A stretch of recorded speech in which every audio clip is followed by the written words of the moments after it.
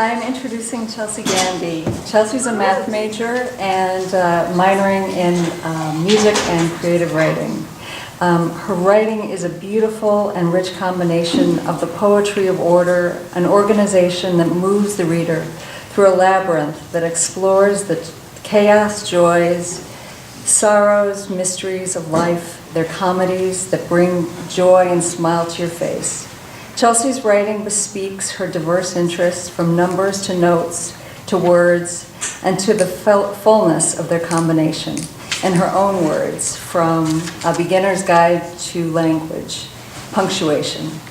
Punctuation is a smith. The chinks and rhythm of language control the flow and gives a pace to the pattern. Whether syncopated or right on beat, structure, solidity, the white-hot fluidity of the written word. Chelsea.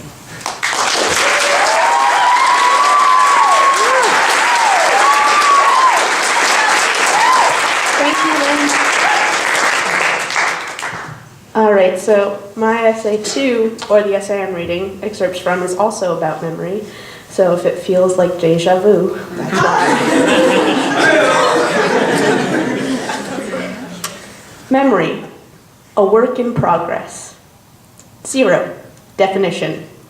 Memory, 1, a morass of mud and molasses and twigs, appropriate ingredient for mud pies. 2, a mysterious and missing figment. 3, a map? I feel as if I should be able to unfurl it. 1, memory is map. I get the impression that some people's memories are like atlases. I'm sure they have appendices and neat grids. For example, Year 8 and mailboxes. See page 96 for compendium. I bet the atlases are neatly shelved. Card catalogs are, in all likelihood, involved. If my memories are maps, they are the kind of maps that one finds in the glove compartment, under the used tissues, but above the registration. It is the kind of map that seems as if one should be able to fold it up into that neat little rectangle it came as, but doesn't. Bewildering creases confuse the folding process. When in doubt, shove it back into place. Tough love, memories. Get used to it. It has scrawls and crayon and notes and pen all over it. There are coffee stains and cigarette burns and something chewed off a corner. Goodbye, Year 8. The only useful thing is the topographical marks. From them, I can puzzle together the highs and lows, the basic contours. 2, brain is glove compartment. I resent this analogy. My brain has its own organizing principle, God knows it, and that's all that matters. Do I root around in your brain after you invite me into its foyer for a drink? Well, yes, but I am very polite about it. I don't compare it to such unsavory things as glove compartments. 3, definition, the glove compartment. 1, the spleen of the car. 2, where tissues go to die. 3, the great receptacle of receipts. 4, where you thought you put the flashlight, first aid kit, money, but didn't. 5, the unholy of less than holies. Perhaps my brain is holy. There certainly seem to be loopholes, inherent contradictions, accepted fallacies, known small hypocrisies, and the like.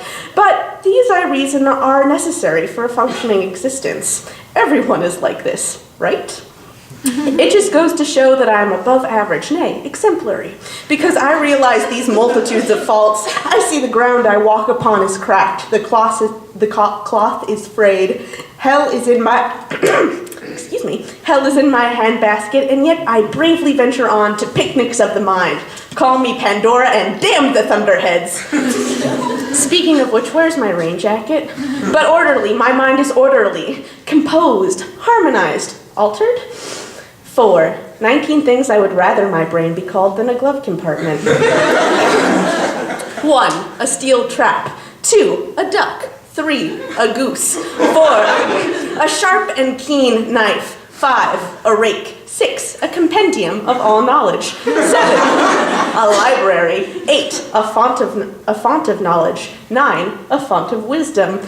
10, a parakeet. 11, a spaceship. 12, a Xerox machine. 13, a noble steed. 14, a nexus of intersecting substances. 15, non-existent. 16, bird-like. See 2, 3, and 10, disturbing trend. 17, brilliant. 19, ineffable. 18, dazzling. 20, organized. But scientists say that the heart stores memory. Do not heart transplantees begin to remember and assimilate the habits of the heart's past host? So perhaps this shall free my mind from its glove compartmentalization. 5, heart as glove compartment. I could see my heart as a glove compartment, or more likely as a laundry basket. One shoves things, socks, period panties, sheets, sweat-soaked bras, other unmentionables, dirty laundry, if you will, saturated with the stuff of the body, rank with actual experience. Down, down, down, and then one folds a damp but clean towel to put on top, to keep up appearances, to hold down the fort. And then one leaves the stinking pile till one gets detergent and gloves, possibly a hazmat suit or a therapist, much like a heart. Perhaps that is why fall fills me with unutterable sadness. The damp gets into the creases and the folds of the heart and starts the rot. Perhaps the reason I can't find memories is that the brain is the stacks and the heart is the catalog. And since the catalog is rotten, I can no longer look things up. But if memories are stored in the heart, what is stopping them from being stored throughout the body? Candace Pert, an expert on such matters, says memories are stored not only in the brain, but in a psychosomatic network extending into the body, all the way out along pathways to internal organs and the very surface of our skin. This is unacceptable. Imagine losing bits of your childhood every time skin gets dry and flakes off, forgetting your grandmother's face as you clip your toenails, relinquishing the quadratic formula as your muscles atrophy. I would rather my brain be a glove compartment than my body be my memory. I take it all back. Forget I ever brought the heart into this. Let's return to something familiar.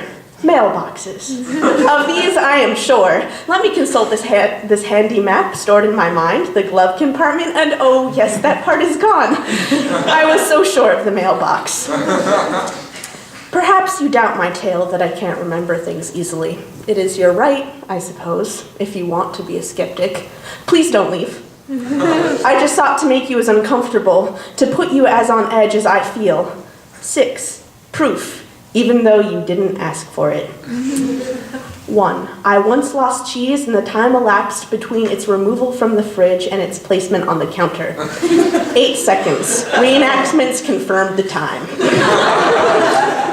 2, I wandered around my apartment for 15 minutes looking for my socks, while holding one, with the other casually draped over my shoulder. 3, I don't remember my earliest memory. Do you know where my cheese is? If you do, please contact me.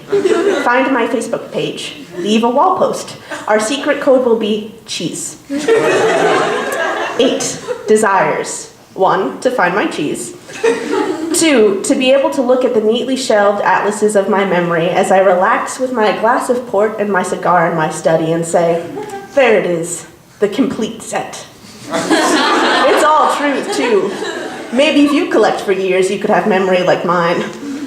But memory cannot be complete, for memory, by its very definition, is a progression. Thank you.